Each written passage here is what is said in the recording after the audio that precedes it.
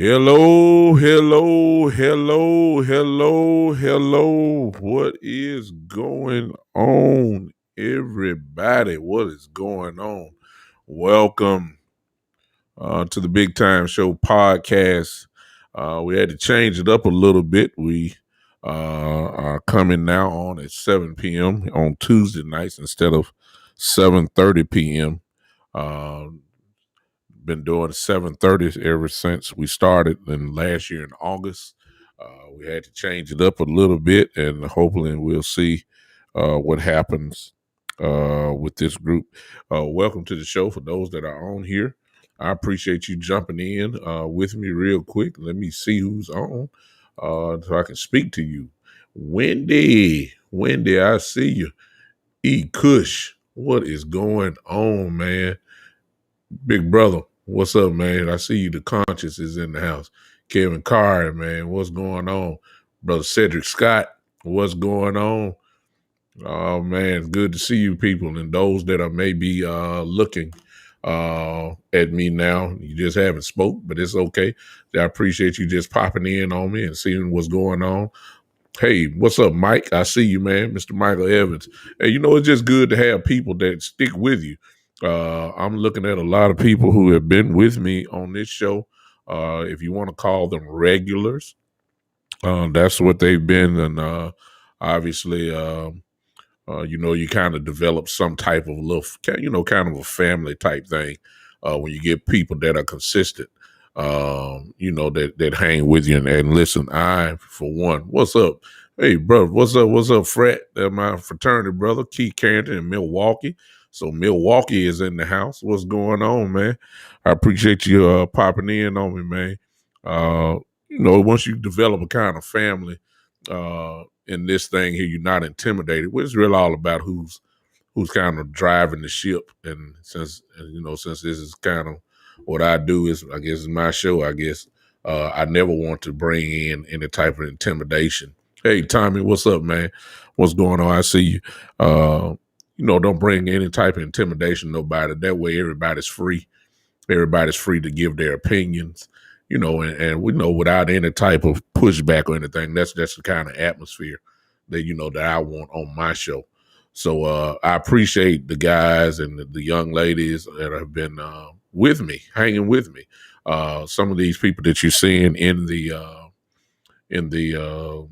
chat box here, they have even committed to become, patrons of the show, showing support for me and in my little hobby here that I have. So I really, really, really, really, from part, if I didn't appreciate you, I would not say it. But I really do appreciate you guys just even wanting to hear you know what I got to say, as if I'm really that important. But you may think I am, and I appreciate it. And I'm just going to keep going, and we'll just see what will happen. Listen, I want to, of course, y'all let me, that was a long, I guess, introduction, but I had to recognize the good people that have kind of supported me. Listen, but that music that you hear every time comes from Alec X Winters, as you know by now. That is not my music, but he's allowed me to use his music, and I appreciate him so much for doing that. You can find him on Instagram if you want, and I promise you, you will love some selections that he has for you on there. I will not be with you long, I don't think, tonight. Before you go, we got a little crew here today right now. Why don't you share, for those that haven't, why don't you just share it with me? Do me a favor. Just push that share button real quick and to whatever group that you have, and just take it from there. Who is this on here? Is all on here. Oh yeah. Yeah, one of the most respected voices that I even consider on the Cowboy matter. I appreciate that, E. Kush. Thank you so much for that. I take that as a compliment. Thank you so much. What's up, Chris? I got my guy. Chris, where are you from, Chris? Chris comes from, I don't want to call the wrong name out, but I know he's not from Memphis. But Chris is kind of a regular also. And we've connected here on this show. It's just everybody on here kind of thinks like I do. Maybe that's why y'all keep hanging around. Chris is from South Carolina. There you go. South Carolina's in the house, man. I appreciate you guys so much. From the bottom of my heart, I really appreciate you guys so much. Let's get to some Cowboy talk. Y'all don't mind? I don't know if you guys saw it. If you're in this chat group that I'm in, I put it on my Big Time Show patrons page. I just put it up there. I may have done it just a little bit too late. It's about 9 minutes long. If you're in the Connect the Stars group, I put a video there. Appreciate your Tommy, man. I put a video there for you guys to see before we started. Everybody has an opinion, okay? What you're looking at me now, and I have an opinion. When it comes to Cowboys, I have an opinion. It's based off me doing my little research. It's based off of watching the Cowboys. Kind of been a fan a long time, and you kind of know the organization because you've been, you kind of studied it, so you know how things go. There are, however, some people that when they talk, you better listen.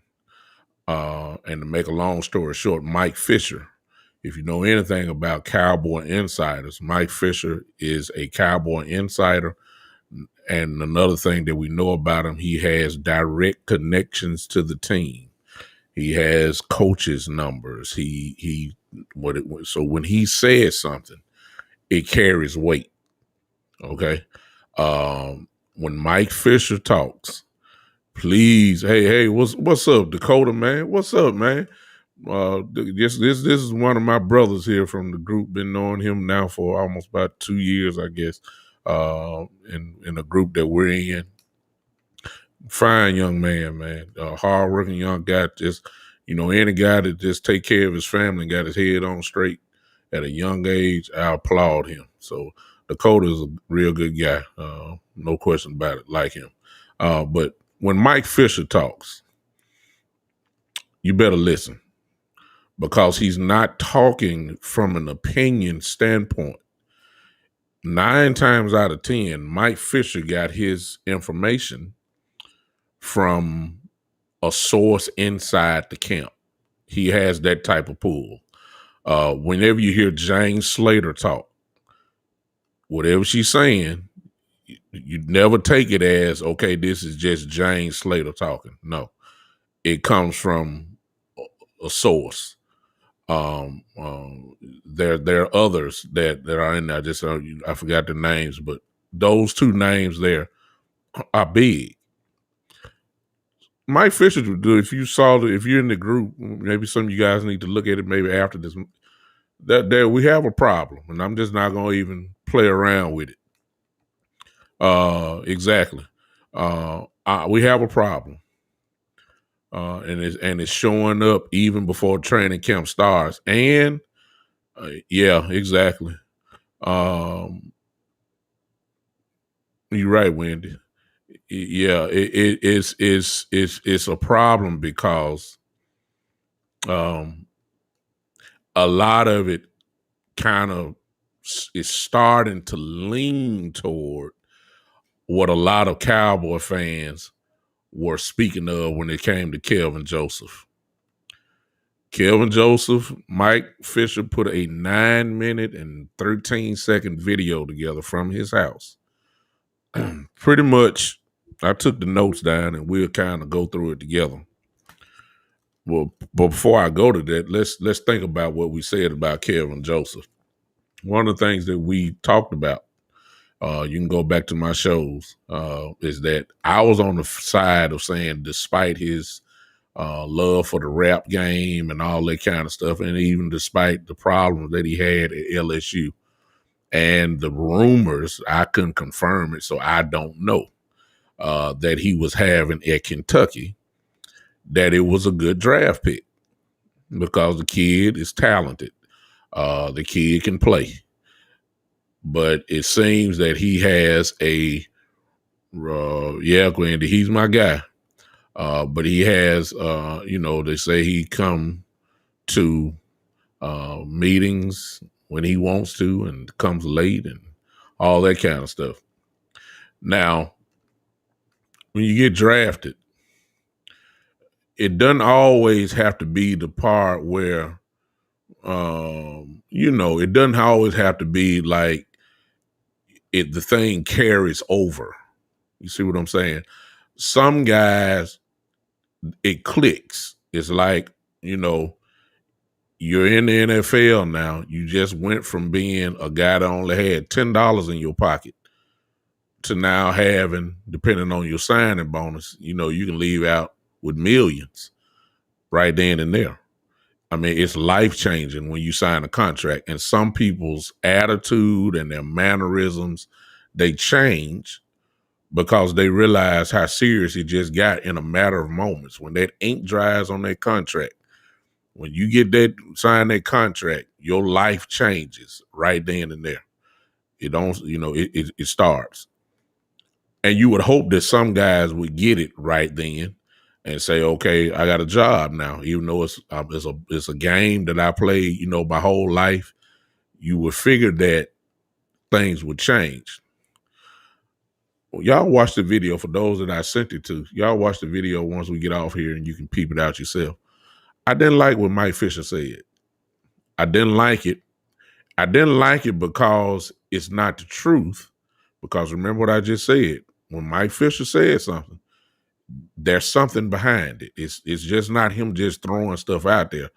He has sources that's inside the camp. And so sometimes the truth hurts. And what I heard him say, I didn't like it because if what he said is true, and it's still a if, then we're headed in the wrong direction with Kelvin Joseph before training camp even starts. I'll tell you what he said. I fill it in. I might put it on my for those that follow me on my Big Time Show page. I'll put it on there as when we get off, and that way you can see it immediately. Hello to everybody on Podbean. Hello, everybody on Podbean. Good to see y'all tonight. I'm just gonna go through a little cliff notes that I have that I took about it. As you know by now from the last show, the first thing that Mike Fisher said is that Kelvin Joseph came to training camp not in shape, which, we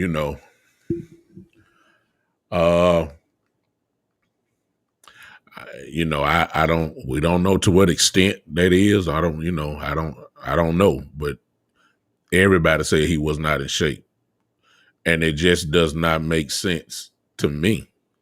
Now, it does not make sense to me for a guy that's just coming, trying to make an impression on your team. The first impression is always big. What his first impression is that he was not in shape. That's not good, especially when you know that the second cornerback position, is wide open. And you got about three guys that's battling for that one spot. That's not good. And Mike Fisher said that. So I'm going, we've heard it before. I believe that Mike Fisher heard it also from a source inside the camp.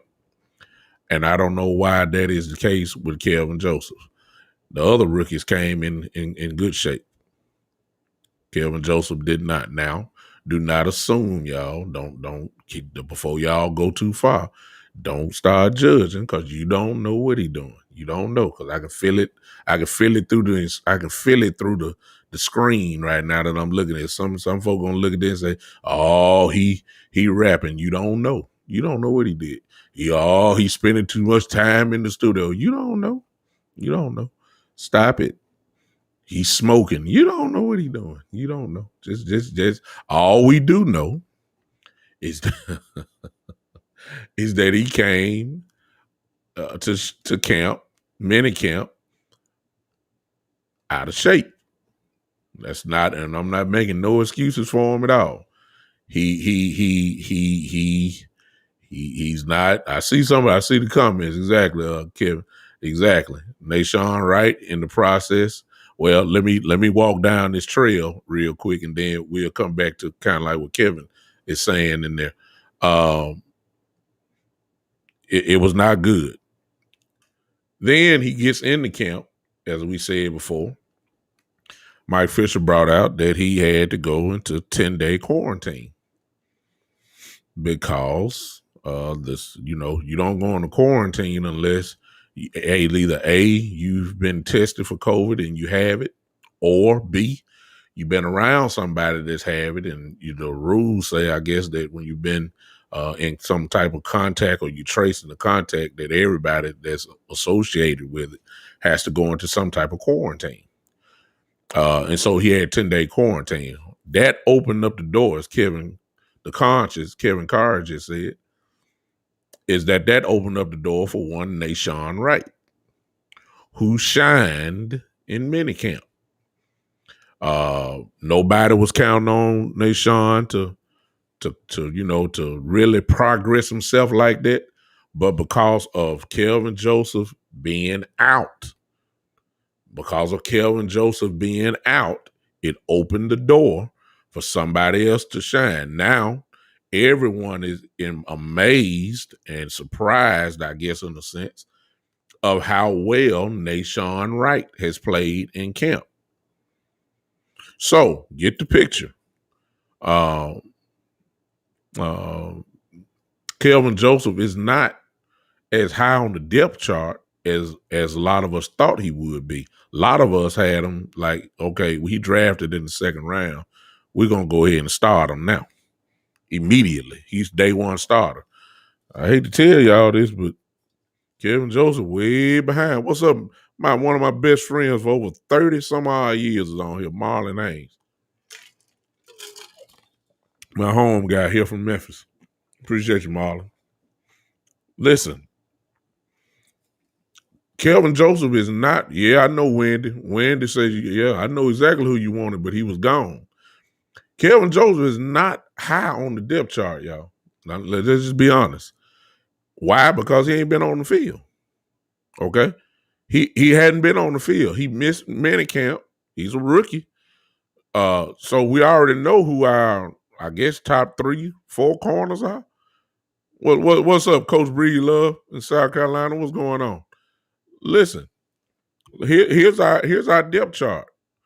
Diggs is above Kelvin Joseph. Diggs is. Jordan Lewis is above him, Kelvin Joseph. Much as y'all hate it, but Anthony Brown is above Kelvin Joseph. I just named 3. I just named 3 right there. So I mean that's number 4 right there. Okay. And right now, Nashawn Wright is above Kelvin Joseph. That's 4 corners. I mean, he's already exactly Michael Evans. You see what Michael Evans just said. He is already behind the 8 ball. He's 4 corners down. If you want to name him the 5th corner, so be it. Now, this is not me saying that he's not going to make the team. I believe that's kind of crazy to say that. But the guys I just named, I mean, we're talking about guys who are legitimate starters. Anthony Brown, as much as y'all hate him, Anthony Brown is a starting cornerback. Experienced cornerback, too, I may add. Jordan Lewis, okay, he's primarily a slot corner, but I mean, he's not going to be a slot corner. So that's that's Jordan Lewis right there. So that's it. And Nashawn Wright, from what everybody is saying, Nashawn Wright has been dynamic in minicamp. So when training camp starts, Kelvin Joseph is like, okay, you don't have no room to mess up. Fortunately for him, in his defense, as some of you people have said already in here, he gets a chance to prove it on the field. And he gets a crash course when training camp starts. Okay? Because look who he's going to be going against in training camp. I've said this before. He's going against Amari Cooper, CeeDee Lamb, Michael Gallup. That is called a crash course. That is called advancing rather quickly. Because if you can survive against those 3, when you get into the game, okay, it ain't too many better wide receiver cores that's better than those 3 in the league. So he's going to get destroyed. I hope he gets destroyed in practice. We need to find out very quickly that can he play. So, but at the same time, as Marlon just said, and Coach Breedlove is saying, it's also going to tell us if Nashawn Wright is what we think he is or what. So, I mean, Kelvin Joseph messed up. This is the same thing right here that Fisher said. This was scared me a little bit. Now, that stuff I just talked about, most of y'all already know. Okay, because you've already heard that. The video is there for you. You're going to be able to reach it, study it and dissect it like I did and check it out. This is what he said. He said that when Lyle Collins was drafted by the Cowboys, there was some type of incident in Louisiana with his girlfriend or whatever.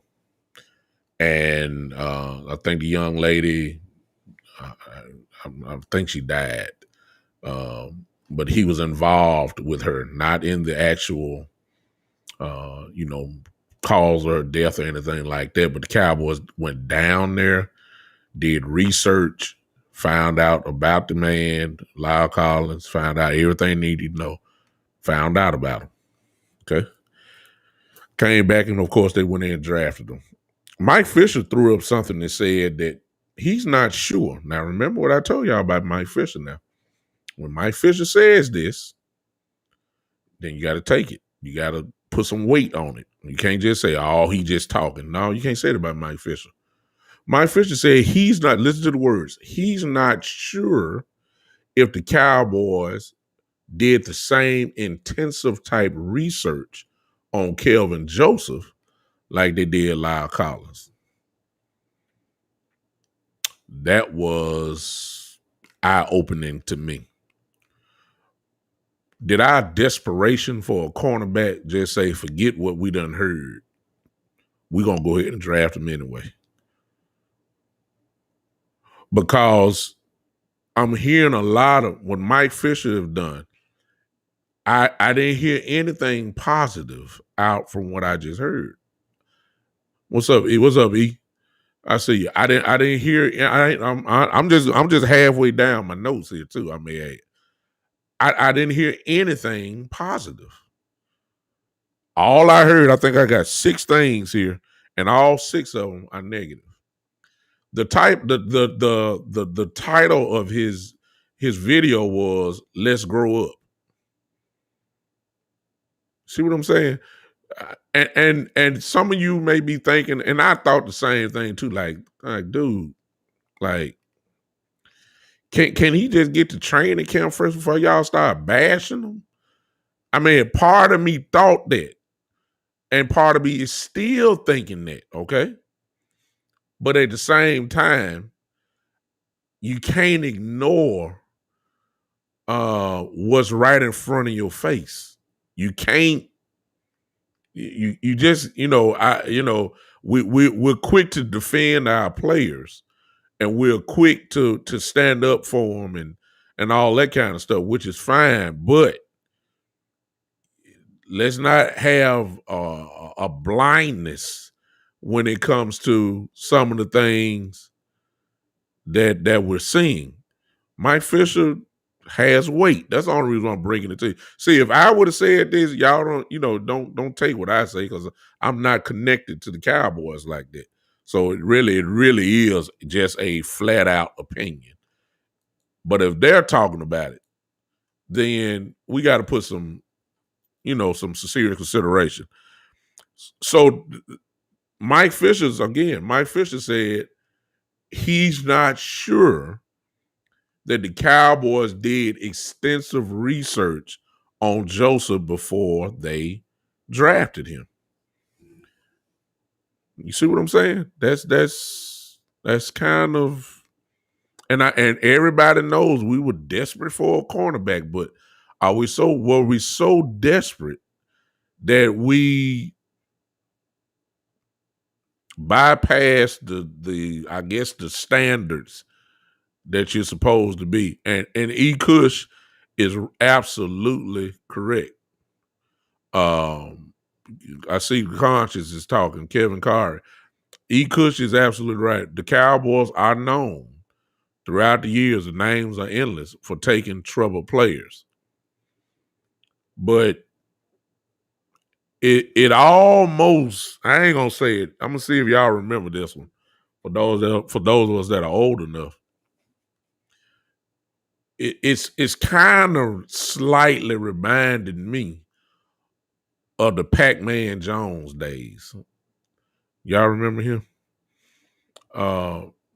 Make a long story short, we knew what Pac-Man was. We brought him to Dallas anyway, and Pac-Man didn't change. Kevin is absolutely right. Charles hated, but the difference, Kevin, on Charles was Charles wanted to win, man. He was crazy as all outdoors. Now he wasn't wrapped tight. You know what I'm saying? He had a few screws missing. But one thing we knew about Charles Haley wanted to win. And I'm not saying Kev and Joseph don't want to win, because we really don't know him like that. But Pac-Man,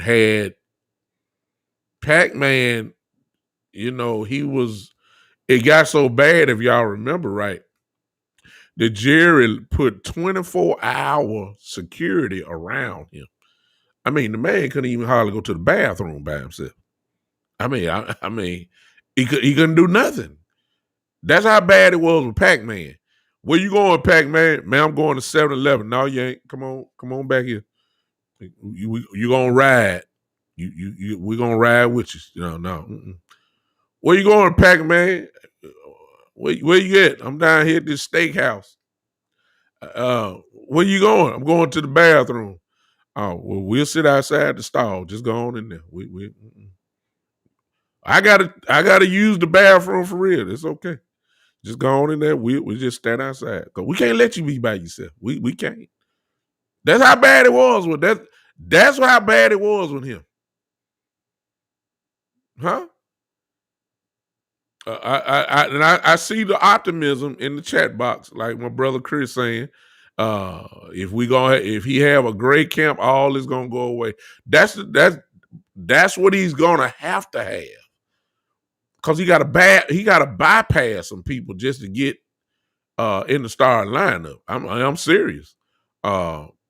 I see two obstacles that he got to, and before y'all kill Anthony Brown now, before y'all kill him, I'm telling y'all, we begging for a veteran. What y'all think Anthony Brown is? He's a veteran. I mean, I'm just saying.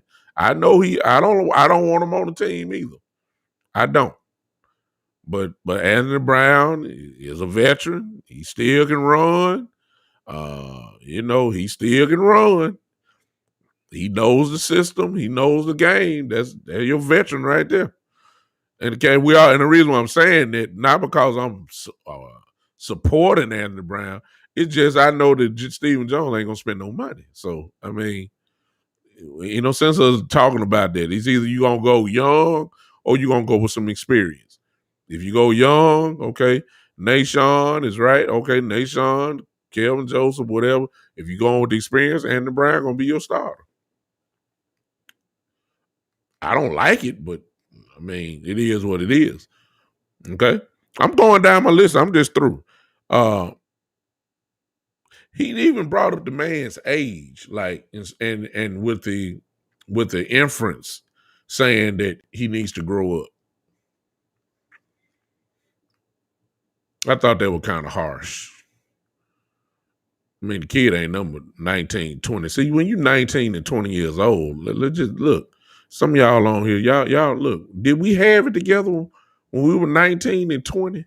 I mean, what do you mean he needs to grow up?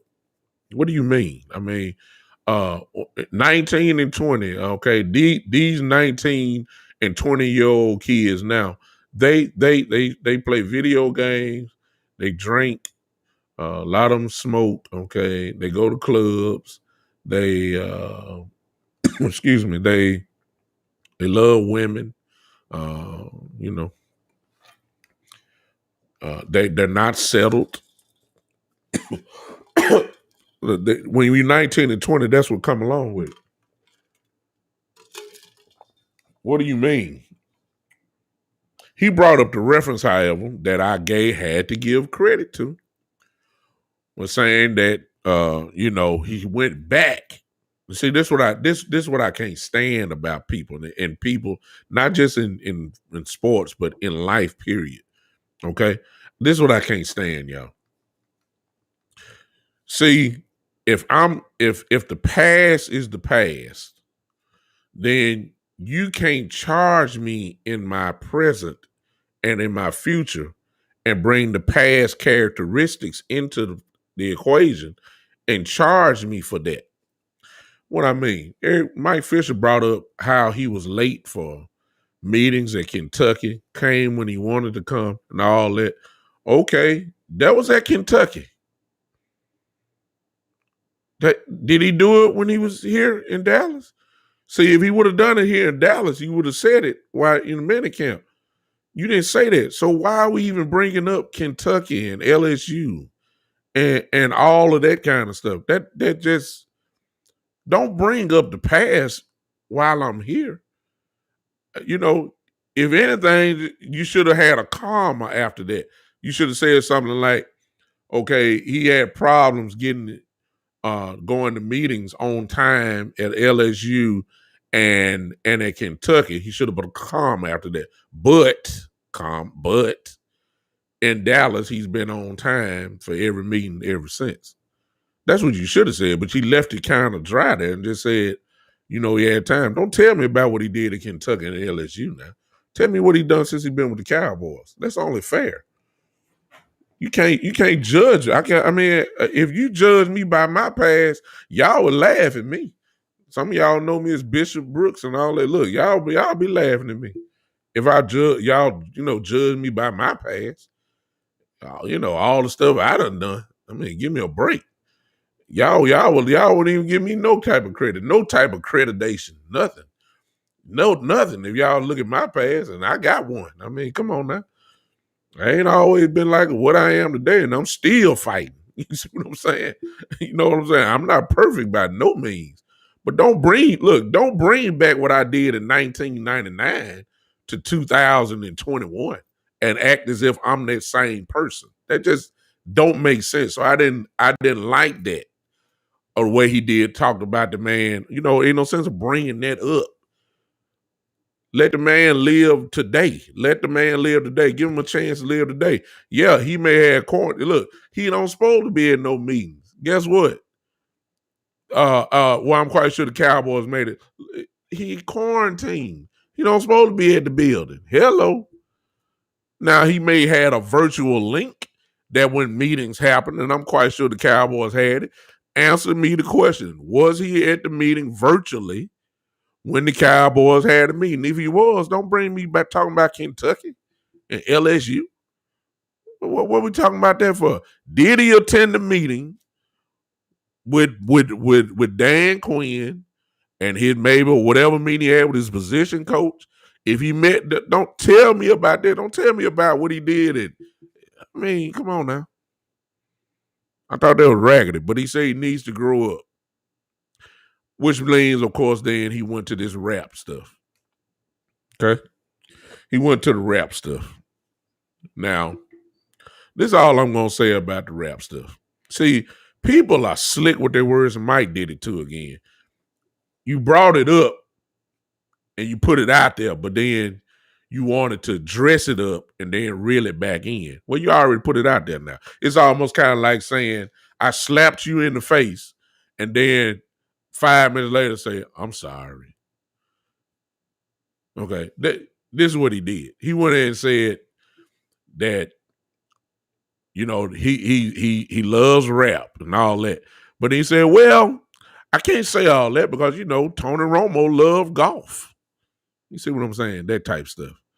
You put it out there as if it's a real problem, but then you try to reel it back in and dress it up so it don't look so bad, like you're not judging. You really put it out there because he was insinuating, and you can tell what the way he kept talking about it was that it's like Joseph loves something other than football. Well, he loves something more than football, which is rap. Here's my thing about that, and I said it when we first drafted him, because as you know, Kevin Joseph has music. Kevin Joseph is a recording artist. You know, he got his own music. There's nothing wrong with that. It is something wrong with it if it's affecting his football. For instance, if he's missing a meeting, okay? If he's missing a meeting, and the reason why he's missed a meeting was because he was lost track of time while he was doing work in the studio, then we got a problem. We got a problem. We got a problem. If he missed the team flight because he was with his boys working in the studio, we got a problem. Yeah, you get nothing from me. I yield. I yield then. I mean, no problem.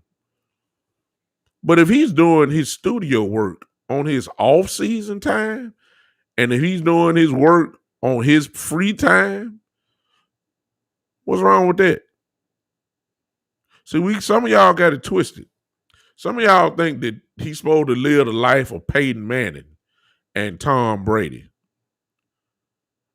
And when I say that, I'm saying some of y'all think somebody's supposed to be watching film 24 hours a day. That's what some people think. Some people think you're supposed to have a clicker in your hand like this, and think you ought to be rewinding film as soon as you leave practice and have it in your hand when you pass out and go to sleep. And football 24 hours in a day, you think somebody's supposed to be looking at film 22 of those hours. Quarterbacks do that, and I'm not knocking that. Some of y'all think that he's not running and all. It did say he came out of shape. I get that, but look. Number one, you don't know what he's doing. Ain't nobody. You don't know. You don't know nobody knows what this man is doing with his downtime. You assume you know. I didn't like that from Fitcher. I didn't like it. Because you're trying to insinuate. Yeah, exactly. Exactly, Kush. Yeah. So the narrative, Michael Evans says sometimes it's all about raising clicks and causing drama with the media. However, Mike, I remember what I said. Remember what I said now. It is Mike Fisher. And I'm not saying Michael Fisher is not above creating drama and all that kind of stuff. I'm just giving him his proper credit because he has inside connections to this team. He does. We can't deny that. And usually, if he says something, it's somebody in the organization that's matching not only what his thoughts, but what he has said. Really, Mike Fisher really is just reporting what a Cowboy official can't say. See, the Cowboy official not going to get out there and say what Mike Fisher said. Sometimes the Cowboy people will leak information because they know the reporter's going to go ahead and put it out there. What's up, Kerry? That's how it works. All right, Coach. Have a good game, man. I see you. Have a good game tonight. Thank you for popping in, Coach Breed Love. Thank you so much. Sometimes the team will leak stuff out to a reporter, give him some good information, so he can leak it out. Okay, because they can't say it themselves. This could be the same thing. Yeah, I believe Mike. I believe Mike that very well could be the case. But also Mike, keep this in mind. Fish is one of those guys that is at the practice. Okay, that was my assumption. What I said before. I want to be clear. I do know the teams leak out some things to reporters so they can report it. I'm not saying that's the case. I'm saying it could be. But Mike Fisher also is one that is there at practice. He has that type of presence with this team. Okay? I like it, Chris. Chris says always one player to get scrutinized for not being a robot. This year is KJ. It could be that. Oh, excuse me. There it is, right there. Mike Evans, there it is. So he's on the payroll for the Cowboys. So he said he has an office at the Star. Mike Fisher has an office at the Star. So again, if he's saying this, y'all, see, I didn't know. I knew he was a Philly. I didn't know he was on the payroll of the Cowboys, Mike. I'm glad you just put that out. That sums it up for me. If he's on the payroll for the Cowboys, Mike Fisher is, then this tells you better put some weight on it. He's there. I mean, he's there. He's seeing it. He can walk into the head coach office. He can. I mean, he's there. So we better put some things. I don't like what I'm hearing. I don't like it. And then he goes on to say, listen to this. Based off what we just learned from Mike Evans, thank you for that valuable information.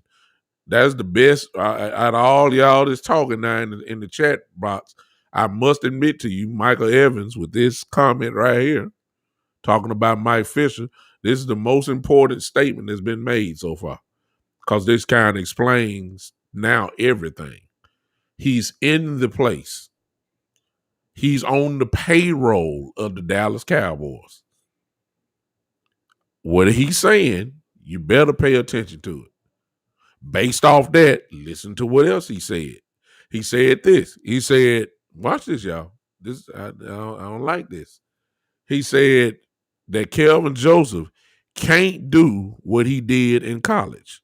Now, why in the world would you say that? Why in the world would you even bring that up? Why would you even say that? He ain't had the opportunity to do it in college yet, unless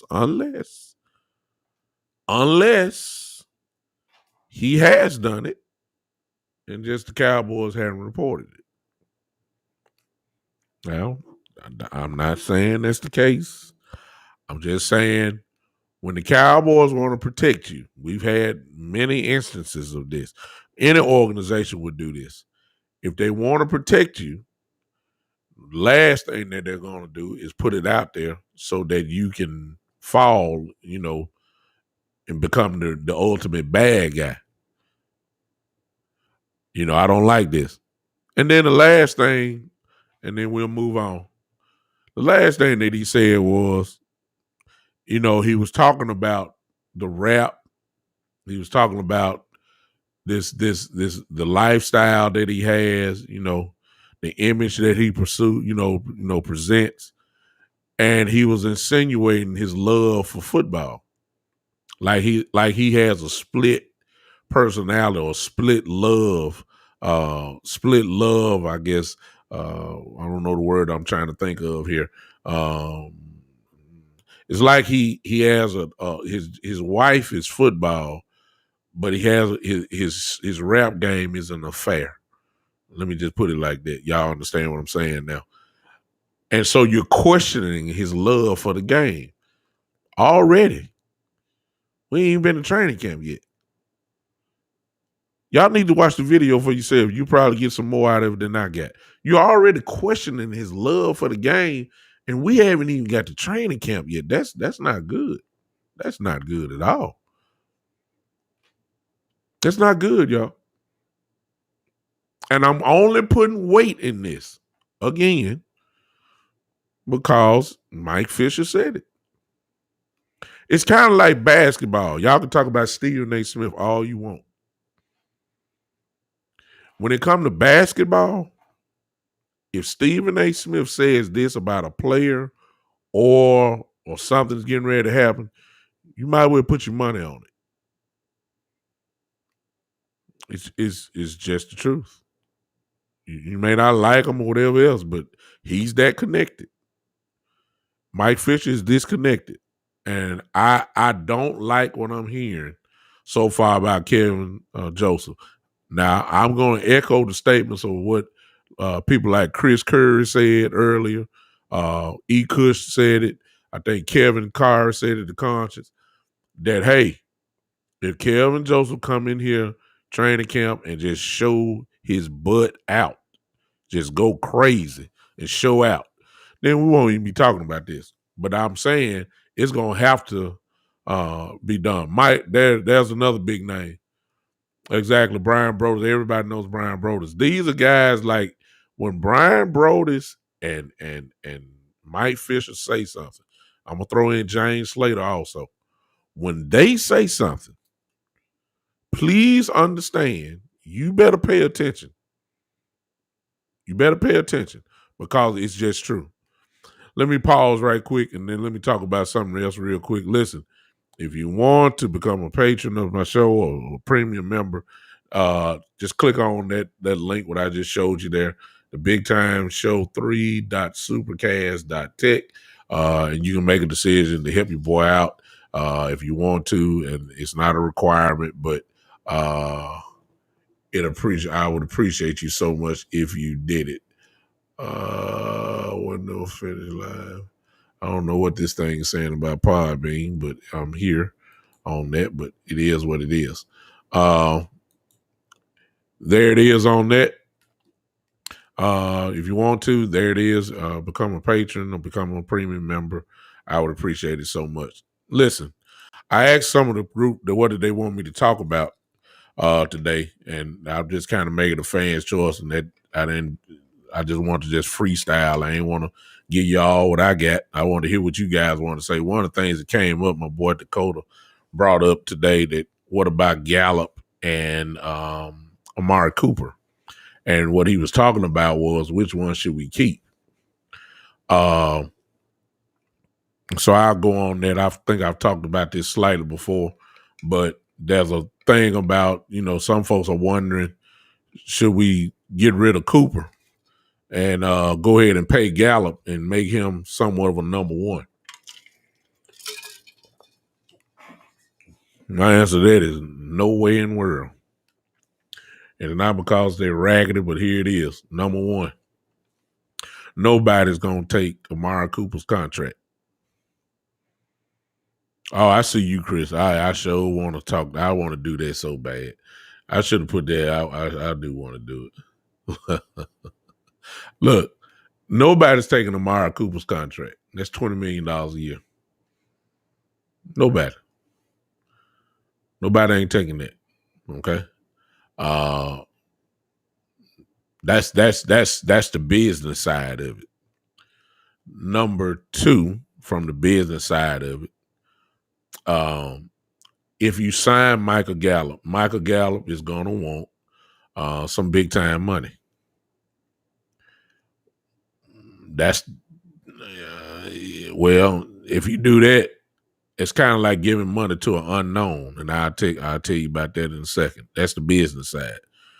From a player perspective, but from a talent and player scheme perspective, I don't know if Michael Gallup is a number one. I mean, I don't know if Michael Gallup can handle number one. See, one thing I know about Amari Cooper demands a double team. Michael Gallup don't command a double team. There's not too many teams that go one-on-one with Amari Cooper. There's always a safety over the top or you're shading the linebacker underneath. Michael Gallup don't get that. I don't think he's that tight. I don't see number one on him. I see a real good number two. And if you really want to go with number three, he'll be a dynamic number three. But I don't see a number one. I don't think all defensive coordinators are scared of Michael Gallup. They scared of Amari Cooper. They scared of him. They scared of Amari Cooper now. They're not scared of Michael Gallup. So it almost reminds me of I'm gonna tell you what Michael Gallup. I said this before. Michael Gallup reminds me of Juju Schuster, whatever his name is, at Pittsburgh. See, when Juju was with Antonio Brown in Pittsburgh, oh my God, Juju looked like the second coming of Jerry Rice when he was with Antonio Brown. That's because Antonio Brown demanded a double team on every single play. So Juju had one-on-one. And Juju was a great number two receiver, and he pretty much killed people that was going up against him one-on-one. Well, Michael Gallup is the same way. The reason why you see Michael Gallup make these great catches, every time you see him, you don't see him jumping up between two people or somebody. It's always one-on-one. Dak throw it up in there, Michael go get it. It's always one-on-one. A slant, you don't see a linebacker shading his way. It's Michael Gallup one-on-one. Comeback route, Michael Gallup one-on-one. That's because Amari Cooper demands two men. Now, if you put him over there with one-on-one, he get double team. I don't know what Michael Gallup can do. I'm not saying he can't. He just don't look like it to me. That's just my eyes. Your eyes may say something different. So the idea, to make a long story short, I hope Dakota's still on here because he's the one that asked the question. The idea of Michael Gallup becoming a number one at the expense of us losing Cooper, that just don't make sense to me. Now that's to me. You may think something different. I don't trust. Yeah, exactly, Kerry. Exactly. I don't see it. I don't see it. I don't see that type. I see it in Lamb. You see what I'm saying? Lamb is different. CD Lamb is different. He's different. I see that in him. I don't see that in Gallup. So paying him what probably minimum $16 million just don't make sense to me. So I've always have said this would be Michael Gallup's last year in Dallas. If you have a big year, he's gonna be in demand for a big contract. And these young guys are young. You only get X amount of years to do this thing. You need to capitalize on your gifts that God gave you and go and make your money. So I wouldn't be mad if he leaves at all. I understand. Your leg can be snapped at any moment, and there go your career. You see what I'm saying? I don't have no problem with Gallup leaving, but I don't think he's gonna be no Cowboy next year. I don't think he's gonna be a Cowboy next year. So I wouldn't pay him. And I'm not letting go of Cooper. Cooper's young. Do y'all realize it? Somebody help me here. I don't want to call out the wrong number. But how old is Amari Cooper? Is Amari Cooper even 30 years old yet? Is he still in his 20s? I think he is. Somebody help me out real quick. Somebody tell me. Somebody help me out there real quick. I don't feel like typing it in myself. Forgive me for being a little lazy tonight. I should have, but like I said, it's freestyle. I don't know. I think Cooper is in his 20s. I think he is. Y'all gonna make me work. Y'all ain't helping me. Let me look at it. I guess y'all lazy tonight too. Oh, there it is. Thank you. The conscience have stepped up. Amari Cooper. Do y'all see that? It don't seem like it, but my goodness. Come on now. Kevin Madison. Hey, my frat brother now, Kevin Madison. Look at that. Amari Cooper is only 27 years old, y'all. And y'all talking about getting rid of him? What? A man that demands a double team every game for a guy that you just don't know about? Come on, y'all. It seems like Amari Cooper. Look, it seems like Amari Cooper been in the league for 20 years, don't it? Amari Cooper's only 27 years old, which means, y'all, that unless his fire goes out, we got a few more years with Amari Cooper. I'm talking about quality, base. He's getting hurt now. I mean, everybody know about his foot and stuff, but I really believe that's more about protecting them. I don't think Amari Cooper gonna play nothing. I think Amari Cooper just gonna practice, and he probably gonna be limited in practice. We won't see a full blast Amari Cooper until week 1 when we line up against Tampa Bay. Don't need to practice. We already know what time it is.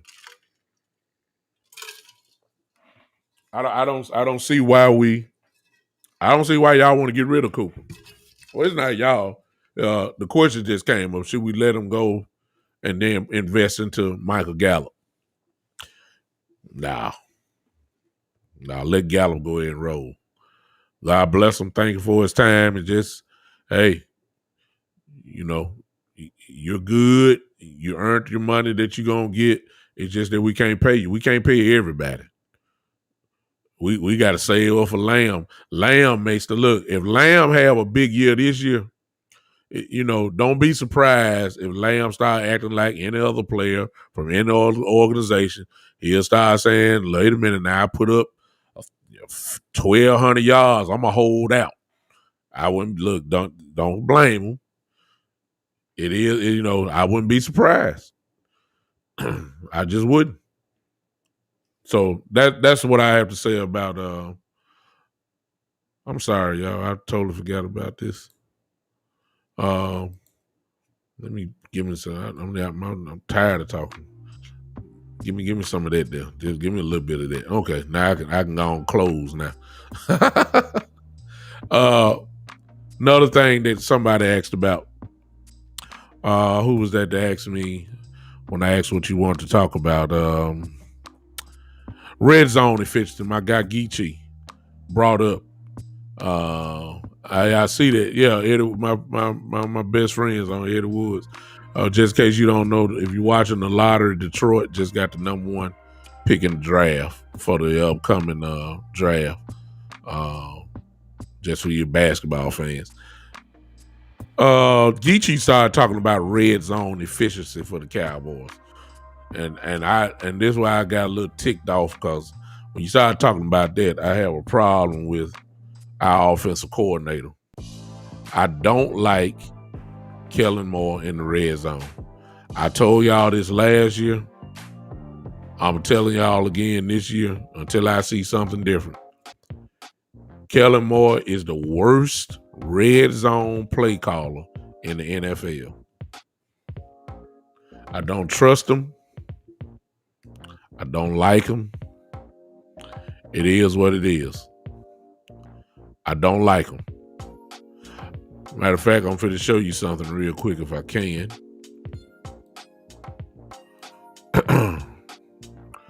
I know y'all see it. Hopefully you can see that. I want y'all to look at that. This is two. I don't count last year. I don't count last year. This is red zone stats from 2019. The reason why I said 2019 is because this is when everybody pretty much was healthy. Last year was a wash, so I don't even count that. This is when you had Dak Prescott. This is when you had Ezekiel Elliott. This is when you had Amari Cooper. This is when you had Michael Gallup. This is when you had Jason Witten. This is when you had somewhat of a line. Decent line. Y'all look at that. If y'all see that, look what Dallas is. That's the rankings in red zone. Y'all see that? With all the Pro Bowlers, with all the All-Pros, with all the glitz and glamour, with all this dominant offense that we say we have, when it came to red zone efficiency, red zone stats, look at where our Dallas Cowboys are. 16. That sounds like 8-8 to me. That sound like, that sound like, 7-9. That's what it sounds like. You're in the middle of the pack. That's ridiculous. Look at the team at the top. Look at the team at the top in 2019. Tennessee Titans. Look at the percentage. Look at the percentage and what they did in the red zone. Do y'all see that? 77%. In other words, when Tennessee got inside the 20-yard line, 77% of the time, they scored a touchdown. Why? We all know. When you got a big horse like Mr. Henry back there, a lot of time the ball hit his hand. They ran the ball and got in. Go down the list. Green Bay. Look at number 3, y'all. This would mess me up. That's Tampa Bay. That is not Tom Brady's Tampa Bay. That is Jameis Winston Tampa Bay. And even with that, Jameis Winston threw all them interceptions that year. Tampa Bay inside the red zone was still 64%. Look under the category of 2019. And yet, all he had in the backfield, if I'm not mistaken, was Jones. And of course, he still had Mike Evans. He still had Goodwin. He had Cameron Brate as a tight end and O.J. Howard. And Tampa Bay scored. Now, y'all forgive me. Ezekiel Elliott was better than their running back. Amari Cooper, depending on whatever you like, he's comparable to Mike Evans. Gallup is comparable to Gallup at that particular time. And I mean, Jason Witten have always been known as a red zone threat. Always have been known as that. And all we can get is number 16, 57%. That's play calling, y'all. I mean, we got all pros everywhere. That's bad play calling. We got a look. You had Smith, you had Zach Martin, you had at that time Joe Looney, I believe, at center. You had Lyle Collins in 19. That sounds like a pretty good line to me. Okay, please explain to me why we line up in shotgun on the 3-yard line in a shotgun formation from the 3-yard line on 1st and goal, and 2nd and goal from the 2-yard line. We in the shotgun. Do y'all see what Tennessee did? They lined up and said, "Look, we're gonna go forward. We're gonna have our linemen going forward. We're not gonna have our linemen coming backwards in pass protection. We're going to have our lines lean on y'all guys. We're going to run it right here. Stop us if you can." The Cowboys want to run a spread offense. This is Kellen Moore, y'all. I promise you, I don't like him. He is the worst red zone caller in the NFL. From the opposite 20 to the opponent's 20, Kellen Moore can move the ball with the best of them. When he gets inside the 20-yard line, it's like he is horrible. He just frees up. And when you freeze up, you get these kind of numbers that you see right here. And may I go ahead and say this again? Because we've been saying this for the last 2 years. If we don't get this part here straight, we ain't going nowhere. You can have look at the offensive talent that we have. Yeah. Yeah. Exactly, Chris. I mean, when you get inside the 5-yard line, or you get inside the 3-yard line, it's all about attitude. You ain't giving me no attitude if you line up in a run bubble screens and from the 3-yard line and spread them out and all. What? You got Ezekiel Elliott back there. This is what huh? Why are we right? Why are you?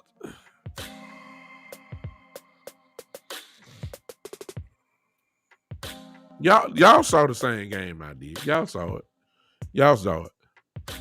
And so this have to be cleaned up immediately. And there have to be a philosophy change, if you ask me. Let the line look. Dak don't have. I'm sorry, y'all. I know he got paid. Exactly. Kerry, you remember what we running reverses for? And I mean, what? Jet sweeps and line up and say we're gonna run right between Zach Martin and Lyle Collins. Stop us if you can. That's what the old Cowboys did with Emmitt Smith. They didn't care nothing about all that stuff. They just and you know what? That's what killed me, Michael Evans. Jason Garrett was our backup quarterback all them Super Bowl years. So he already should know what we should do. I don't know why all this finesse offense just came into play. I don't get it. Dak Prescott, y'all, I don't care what he got paid. Dak Prescott does not have no business throwing the ball 35 times plus a game. Not when you got that running back behind you. No. And on the flip side, as I told you in the other show, Ezekiel Elliott has I can count on one or two hands, y'all. I showed y'all this other day. Look it up for yourself. Tell me in the last 2 to 3 years, how many times Ezekiel Elliott got the ball 20 plus times in a game? You're going to be shocked when you look it up. That's Kellen Moore, y'all. Look at Tennessee, y'all. Look at Tennessee. Look who number one. Why in the world do you think they got 77% success in scoring a touchdown in the red zone? Why do you think they got that? You know why. They gave it to that big dog that was in the backfield and said, look, we don't care what y'all do. Y'all can stack the box. Y'all can do whatever. He's going to get the ball. In the fourth quarter, he's going to get the ball because we're going to wear you out. You ain't wearing nobody out when you're doing pass protection all day long. That's Kellen Moore, y'all. It's Kellen Moore. I'm irritated by this because I know we're better than this. Just look at that. I get Kansas City. You see Kansas City there, I think they're 11, if I'm not mistaken. Look at Kansas City. I get that because you want the ball in your best player's hand. Mahomes is the best player. You expect that. I expect them to spread out. I expect them, but I guess there's still an identity crisis in Dallas. I guess the identity crisis is we don't know who the best player is yet on offense. Is it Dak or is it Ezekiel Elliott? Which one is it? See, there's no question who the best player on the offense is in Tennessee. That's why you see all that. There's no question about who the best player in Kansas City is. That's why we know. That's why he had a ball in his hand. Number 4, Baltimore. Either at that particular time, either Mark Ingram or Gus Edwards or Lamar Jackson were going to run the ball in. We already knew that. See? You see the difference? The Cowboys, there's no excuse for this to be 57%. It has to be cleaned up. And if we don't clean it up, I'm gonna be having this same chart. The only difference is I'm just gonna change the year. It's gonna say 2021, and we're gonna be right here in the same spot again. Cause we got the same offensive coordinator. You know what I'm saying? I hope Kellen Moore is changed this offseason. I hope he studied his red zone offense. I hope. I can't stand it. All right. I hope Geechee heard me on that. Geechee was the one to answer me that question. So that's just my take on the red zone efficiency. I'll do one more little freestyle. Somebody talk to me real quick. Come on, talk to me. I'll do one more freestyle and I'll get out of here. Come on, somebody. So we're going to go ahead and watch this game in a minute. The Clippers and the Phoenix Suns. I was going to talk about all y'all LeBron haters. Why y'all ain't saying nothing about KD and the Brooklyn Nets? I'm just wondering. Because see, if it would have been LeBron lost it with all that talent he had, y'all would go completely cuckoo. Y'all be talking about LeBron so bad. Ain't nobody saying nothing about KD. KD, look, don't tell me about James Harden hurt and Kyrie, all that. KD is supposed to be the best player in the world. That's what y'all say about LeBron now. He's supposed to be the best player in the world. He's supposed to carry the team. I don't care nothing about him scoring 40, 50 points. Yeah, Chris, is that what you want to talk about? My partner, Chris, said, let's talk about it. Yeah, if y'all looking for football, God bless you. I'll see y'all on Saturday. I'm talking basketball for the rest of the way. All right, Chris want to talk about it, we're going to talk about it. Look, I don't care nothing about what he did. I saw Kevin Durant. He scored, no question. He's unguardable. But this is what I also saw. I saw at the last second, he threw the air ball up. That's what I saw. See, if little LeBron threw the air ball up, y'all would have been acting a complete fool. LeBron is a choke artist. LeBron is this. LeBron is that. LeBron done carried this league for the last 12, 13 years. LeBron has been this player's generation's best player. LeBron is still recognized as the best player in the NBA. Kevin Durant cannot be the best player in the NBA because there's no way you can give him that type of credit because he had to go to Golden State to win. He had James Harden and Russell Westbrook. He got out of there, went and joined the super team, made the super team unbeatable, and that's how he got his championships. Then he went to Brooklyn and did the same thing. He done brought a super team to Brooklyn, and he didn't even get to the finals. And some of y'all say, oh, it's not fair. It's not fair. You're not being fair. Kyrie was hurt. James Harden, hamstring is down.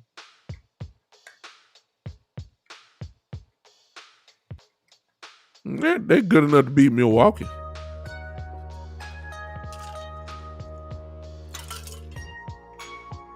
They're good enough to beat Milwaukee. Giannis can't shoot outside 8 foot.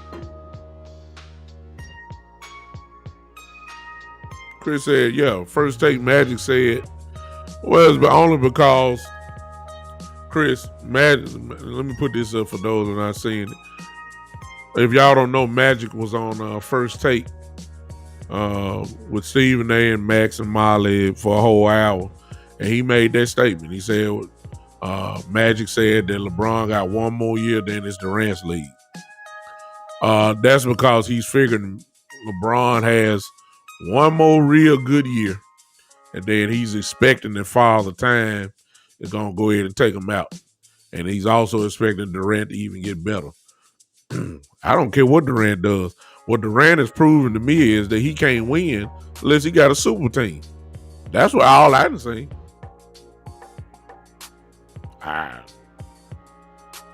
You talking about joining the bandwagon. Y'all killed LeBron for going to Miami. I ain't heard none of y'all say nothing about KD building the super team in Brooklyn. I ain't heard nobody say nothing. Y'all just said, oh my God. Woo, Brooklyn gonna be this. Brooklyn gonna be that. LeBron joined Miami. Y'all saying, oh, why he had to do that? Why he had to go there? Why he did that? I ain't saying nothing about KD. Here's the thing about KD. You can't put him on LeBron level. He ain't won nothing. Oh, wait a minute, big time. Wait a minute now. He won with Golden State. What are you talking about? He got a ring on his ring. Look. Come on, y'all. He joined a 73 win team. Come on now. Y'all stop it. Nobody was gonna beat Golden State 4 out of 7. Come on now. Stop it. Stop it. Of course he was gonna win with Golden State. Can you carry a team to a championship? Did he carry Oklahoma City to a championship? Some of y'all saying, well, he carried them to the finals. Did he carry them to a championship? There's a difference between getting to the finals and winning the finals. I saw LeBron James carry Cleveland to a title. Down 3-1 to that same great Golden State team. I saw that. I didn't like it at all because I didn't cheer for LeBron, but I saw it. LeBron got 4 rings on his finger, man. Come on now. All-time great. Y'all trying to act like KD is this and that. Where he at? Where he at now? Where he at? Kyrie can't be dependent upon. He always get hurt at doing this time. It ain't no surprise. James Harden, you done shot his whole arm off because he was shooting 35 times with Houston, and he didn't have nothing left. Now he can, you can kind of rest, but then he never can be counted on in the playoffs. He hurt. Chris Paul, same thing. Chris Paul always hurt during this time. If he ain't hurt it, now it's COVID. It's always something. All I saw KD throw up the air ball at the end. That's what I saw. I'm waiting for y'all to crush him like y'all crushed LeBron. I'm just waiting on it. I ain't heard nothing yet.